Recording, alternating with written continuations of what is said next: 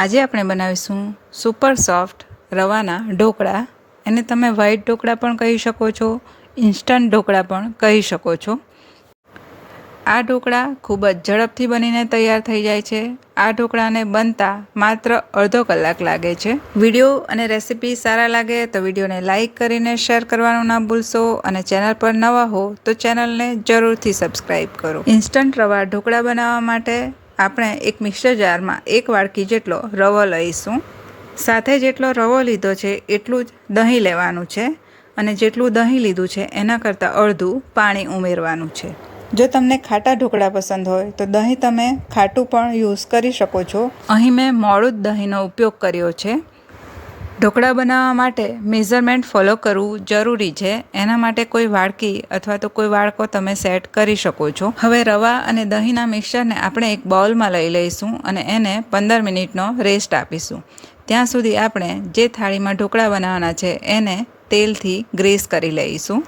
હવે થાળીને ઓઇલથી એકદમ સરસ રીતે ગ્રીસ કરી લીધી છે. થાળીને ઓઇલથી ગ્રીસ કરવાથી જ્યારે ઢોકળા આપણે કાઢીશું ત્યારે ઢોકળા થાળીમાં ચીપકશે નહીં. હવે બીજી તરફ સ્ટીમરમાં પાણી સ્ટીમ કરવા માટે રાખી દેવાનું છે. ખીરુંને હવે 15 મિનિટનો રેસ્ટ અપાઈ ગયો છે. એમાં હવે આપણે સ્વાદ પ્રમાણે મીઠું ઉમેરીશું. સાથે 1 ચમચી જેટલું આદું અને મરચાંની પેસ્ટ અને થોડા કાપેલા ધાણા ઉમેરીશું.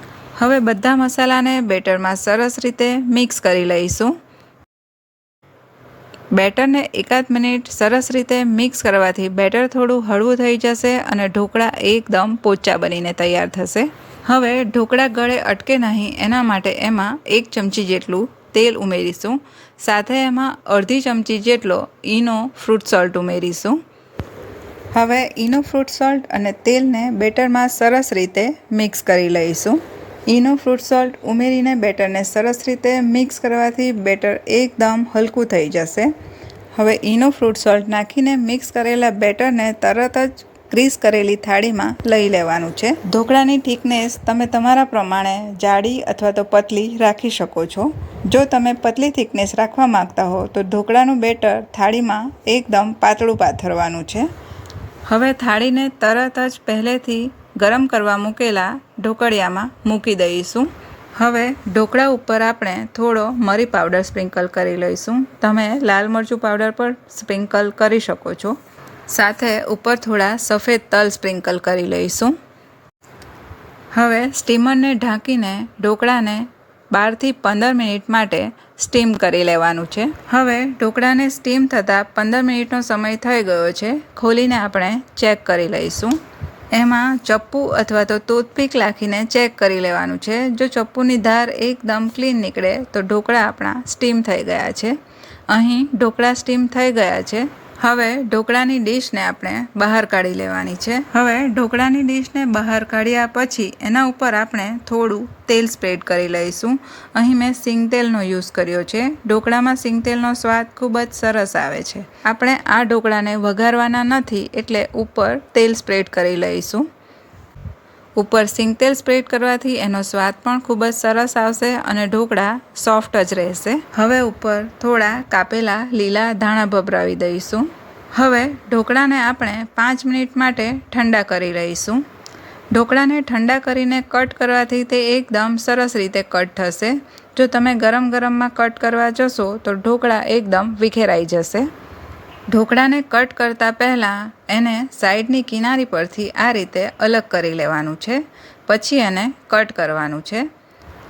ઢોકળાને કટ કરતી વખતે એની સાઇઝ અને શેપ તમે તમારા પસંદગી પ્રમાણે કટ કરી શકો છો. અહીં મેં એને ડાયમંડ શેપમાં કટ કર્યા છે. ઢોકળાને કટ કરતી વખતે જ ખ્યાલ આવી જાય છે કે ઢોકળા કેટલા સોફ્ટ બનીને તૈયાર થઈ ગયા છે.